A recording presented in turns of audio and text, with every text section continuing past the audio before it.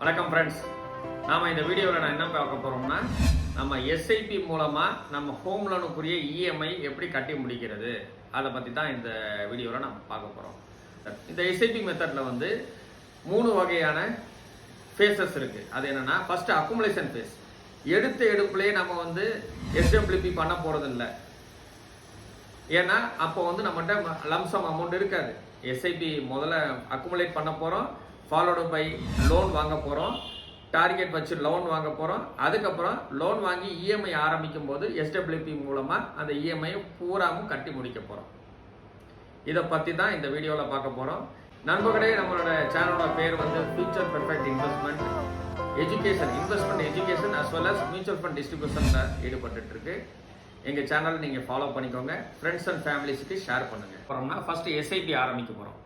நாம் வந்து எடுத்த எடுப்புலேயே நம்ம வந்து பேங்க்கில் போய் லோன் கொடுங்க அப்படின்னு நம்ம கேட்க போகிறதே கிடையாது.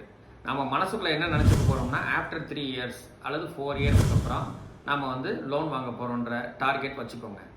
டார்கெட் வந்து நீங்கள் எந்த மாதிரியான லோன் வாங்க போகிறீங்க அப்படின்றது வந்து அதாவது ஃபார் எக்ஸாம்பிள் 50 lakhs லோனா அல்லது 1 crore லோனா அல்லது 2 crores ஹோம் லோன் வாங்க போகிறீங்களா அப்படின்றது வந்து நீங்கள் மனசுக்குள்ளே வச்சுக்கோங்க. அதுக்கு ஏற்றாப்புல ஒரு எஸ்ஐபி ஆரம்பிக்கிறீங்க.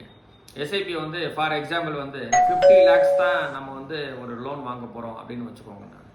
அப்போ நம்ம என்ன ஆரம்பிக்கலாம்னா, எஸ்ஐபிக்கு வந்து ஒரு 50,000 per month அல்லது ஒரு 30,000 per month ஆரம்பிச்சுக்கலாம். ஆரம்பிச்சுக்கிட்டு நம்ம வந்து அக்குமுலேட் பண்ணுறதுக்கு ஒரு டைம் தரணும். அக்குமுலேட் பண்ணுறதுக்கு டைம் தந்தால் தான் நம்ம வந்து எஸ்ஐபி வந்து ஆஃப்டர் 3 இயர்ஸ் 4 இயர்ஸில் வந்து ஒரு சில கணிசமான மணி வந்து அக்குமுலேட் ஆகிருக்கும். அக்குமுலேட் ஆனதுக்கப்புறம் நாம் வந்து பேங்கை போய் அப்ரோச் பண்ண போகிறோம். ஆஃப்டர் 4 இயர்ஸ் நீங்கள் சொல்கிறது தான். நீங்கள் என்ன மனசுக்குள்ளே வந்து உங்களுக்கு ஸ்ட்ரெஸ்லெஸ்ஸாக இருக்கணும்னா நீங்கள் என்ன பண்ணணுமோ அந்த டைம் வரைக்கும் அக்குமுலேட் பண்ண விடணும். எடுத்த எடுப்புலேயே வந்து எஸ்ஐபி போட்டவொடனே எஸ்டபிள்யூபி எடுத்தால் ரொம்ப டென்ஷன் ஆகிடும், ஸ்ட்ரெஸ்ஃபுல் ஆகிடும். அது நம்ம தேவையில்லை. நம்மளோட பிளானே என்னென்னா, ஸ்லோவாக பிளான் பண்ணி ஸ்லோவாக போய் கரெக்டாக போய் ஒரு அக்குமுலேட் பண்ண மணி வந்ததுக்கப்புறம் தான் நீங்கள் வந்து கரெக்டாக நீங்கள் பண்ண போகிறீங்க.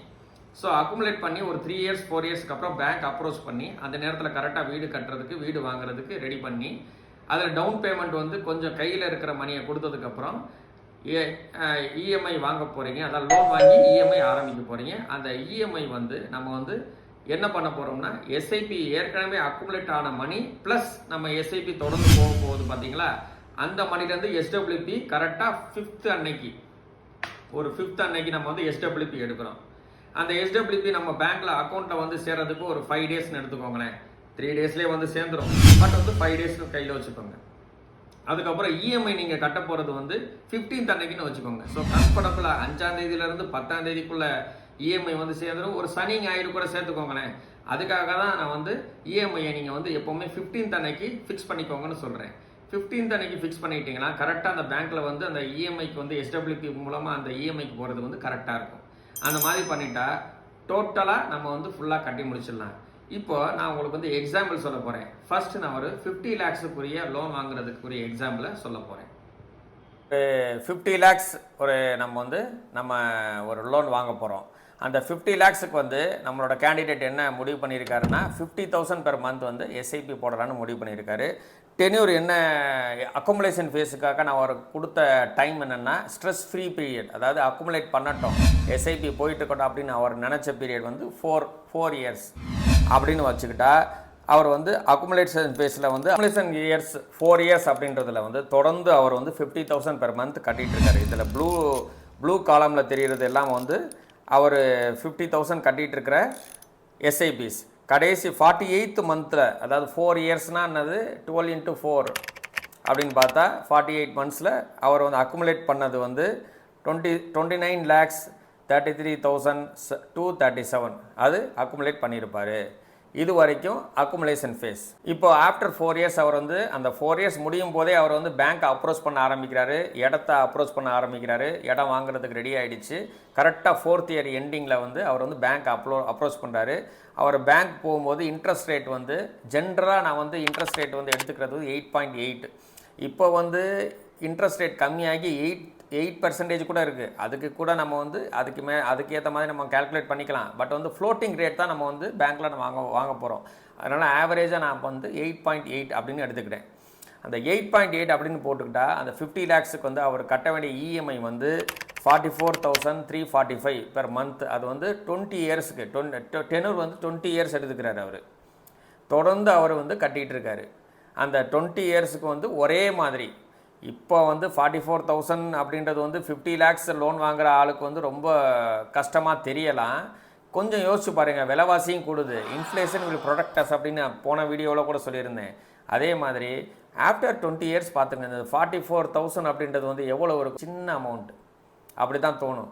ஸோ இந்த விஷயம் நடந்துக்கிட்டே இருக்கும்போது வந்து நாம் வந்து எஸ்டபிள்யூபி பண்ண போகிறோம். எஸ்டபிள்யூபி பண்ணும்போது இஎம்ஐ வந்து ஃபஸ்ட்டு மந்த்து கட்ட போகிறது வந்து எஸ்டபிள்யூபியிலேருந்து எடுத்து கரெக்டாக 5th அன்னைக்கு நம்ம வந்து எஸ்டபிள்யூபி எடுத்துகிறோம். 50,000 ஏற்கனவே எஸ்ஐபி கட்டிகிட்ருக்கோம். எஸ்ஐபி அக்குமுலேட் ஆன மணி வந்து நம்ம ஏற்கனவே 29 lakhs இருக்குது. அதிலேருந்து கரெக்டாக எஸ்ஐபியும் கட்ட போகிறோம், ப்ளஸ் வந்து எஸ்டபிள்யூபி எடுக்க போகிறோம். எடுக்கும்போது கரெக்டாக வந்து 5th அன்னைக்கு எடுக்கிறோம். 5th அன்னைக்கு எடுத்து அதுக்கப்புறம் வந்து 15th அன்னைக்கு வந்து எஸ்டபிள்யூபி ஏற்கனவே பேங்க்கில் வந்து சேர்ந்துருக்கும். இஎம்ஐ கட்ட போகிறது 15th அன்னைக்கு. அந்த 44,345 மட்டும் தொடர்ந்து நம்ம எஸ்டபிள்யூபி மூலமாக இஎம்ஐ கட்டிக்கிட்டே இருப்போம். அப்படி இஎம்ஐ கட்டிக்கிட்டே இருக்கும்போது வந்து அந்த ஃபேஸில், அதாவது இப்போ வந்து லோன் வாங்கி முடிச்சாச்சு, செகண்ட் ஃபேஸ், இந்த ஃபேஸில் நம்ம வந்து பண்ணிகிட்டு இருக்கும்போது அப்படியே 240 மந்த்ஸ் வந்து அப்படியே போயிட்டுருக்குது. அதாவது 20 வருஷம்.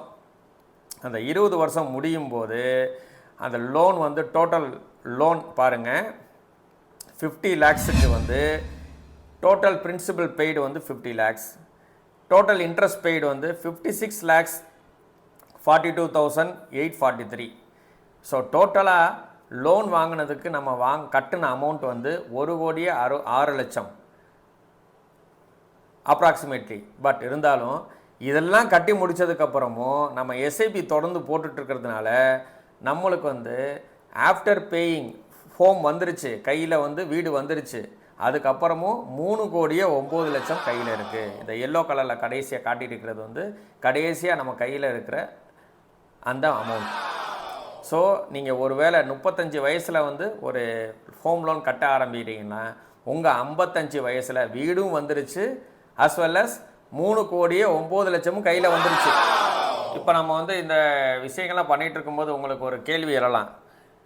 எஸ்ஐபி நம்ம வந்து எந்த ரேட் ஆஃப் ரிட்டர்னில் நீங்கள் வந்து பார்த்துக்கிட்டு இருக்கீங்கன்னு கேட்கலாம். நான் வந்து ஃபார் சேஃப்டி பர்பஸ் நான் கால்குலேட் பண்ணது எல்லாமே வந்து இனிஷியல் 5 இயர்ஸ் எஸ்ஐபி ரிட்டர்ன்ஸ் வந்து 10% தான் போட்டிருக்கேன். ஏன்னா வந்து இனிஷியலாக நம்ம வந்து போடுற அமௌண்ட் வந்து வித்தின் 5 இயர்ஸில் வந்து 12% ரிட்டர்ன்ஸ் வந்து ரீச் பண்ணணுமான்னு சொல்லி யாருக்கும் சொல்ல முடியாது. அதனால் நான் வந்து ஃபார் சேஃப்டி பர்பஸ் வந்து first initial 5 years 10% rate of return தான் போட்டு அதை வச்சு தான் கால்குலேட் பண்ணியிருக்கேன். அதே மாதிரி ஆஃப்டர் 5 இயர்ஸ் வந்து it is going to be 12%. அதுவும் மினிமம் தான். நான் எப்போவுமே வாரன் பஃபெட் அளவுக்கு 19.4%, அப்புறம் வந்து இந்தியன் ஜுன்ஜுன்வாலா அளவுக்கு நான் வந்து 20.1% அதெல்லாம் வச்சு நான் வந்து கால்குலேட் பண்ணோம்னா நாம் இந்த கால்குலேஷனே தப்பாயிடும். இப்போ ஒரு டாக்டர் அல்லது ஒரு பெரிய ஹை ப்ரொஃபைல் இன்ஜினியர் ஒரு வீடு வாங்க போகிறாரு. சென்னை மாதிரி ஒரு பெரிய ஏரியாவில் வந்து வானகரம் மாதிரி ஒரு பெரிய ஏரியாவில் நம்ம வந்து வீடு வாங்க போகிறாரு. அவர் வந்து லோன் 2 crores வாங்குறாருன்னு வச்சுக்குவோம். அந்த 2 crores வந்து நான் திருப்பவும் அதே மாதிரி அவர் வந்து அக்குமுலேஷன் ஃபேஸ் வந்து 3 years விட்டுக்கிறாரு. அந்த டாக்டர் 3 years 2 lakhs எஸ்ஐபி போடுறாரு. இப்போ வந்து ஹை ப்ரொஃபைல் அப்படின்றதுனால எஸ்ஐபி வந்து 2 lakhs per month எஸ்ஐபி நான் ஆக்கிடுறேன். 3 இயர்ஸுக்கு வந்து டென்யூர் ஃபஸ்ட்டு அக்குமுலேஷன் ஃபேஸ் எஸ்ஐபிக்கு விடுறாரு. அதில் வந்து ஆஃப்டர் 3 இயர்ஸ் வந்து 83,68,035 அது அக்குமுலேட் ஆகுது. அதை பேஸ் பண்ணி எஸ்டபிள்யூபி பண்ண போகிறாரு அவர். 2 crores வந்து எஸ்ஐபி இஎம்ஐ எவ்வளோ வருதுன்னா 1,77,000 வருது அரவுண்டு. அந்த 1,77,000க்கு வந்து அவர் வந்து எப்போவுமே 2 lakhs per month எஸ்ஐபி கட்டிகிட்டு இருக்காரு. ஆஃப்டர் 3 இயர்ஸ் வந்து எஸ்டபிள்யூபி பண்ணி இஎம்ஐ கட்ட ஆரம்பிக்கிறாரு. ஆஃப்டர் 20 இயர்ஸ் என்ன ஆகுதுன்னா அவர் எஸ்ஐபியும் பண்ணிகிட்ருக்காரு, எஸ்டபிள்யூபி பண்ணி இஎம்ஐ கட்டி முடித்ததுக்கப்புறம் ஒரு லோன் வாங்கினார் பார்த்தீங்களா, 4,25 lakhs அவர் வந்து டோட்டலாக பே பண்ணியிருக்காரு. Interest as well as principal சேர்ந்து அதையும் தாண்டி அவருக்கு பர்சனலாக 9,40,85,000 மிஞ்சுது, அவர் கையில் மிஞ்சுது. ஸோ இதுதான் இந்த டோட்டலாக இஎம்ஐயை வந்து எஸ்ஐபி மூலமாகவே கட்டி முடித்ததுக்கப்புறமும் நம்ம டோட்டல் அசட் வேல்யூ வந்து எவ்வளவு மணி இருக்குன்றதை நீங்கள் தெரிஞ்சுக்கிறன்றதுக்கு தான் இந்த video. Friends, Future Perfect Investments அது எங்களோட ஆர்கனைசேஷன். அது involved in education of financial knowledge to everyone as well as we are SEBI registered mutual fund distributors. So நீங்கள் வந்து இந்த வீடியோவை நல்லா பாருங்கள், நல்லா புரிஞ்சுக்கோங்க. நீங்கள் உங்கள் ஃப்ரெண்ட்ஸ் அண்ட் ஃபேமிலிஸுக்கு நீங்கள் வந்து இதை ஷேர் பண்ணுங்கள். நீங்கள் நிச்சயமாக இந்த இஎம்ஐயை வந்து பழுவாக எடுத்துக்காமல் எஸ்டபிள்யூபி மூலமாக சிம்பிளாக முடிஞ்சு நீங்கள்லாம் நல்ல வீடு கட்டி சந்தோஷமாக இருக்கணும். அதையும் தாண்டி உங்களுக்கு வந்து அசட் நல்லா அக்குமுலேட் ஆகி உங்கள் ஃபேமிலிஸுக்கு நீங்கள் வந்து தரணும், உங்கள் குழந்தைகளுக்கு தந்துட்டு போகணும் அப்படின்னு சொல்லி நான் என் இறைவனை வேண்டிக்கிறேன்.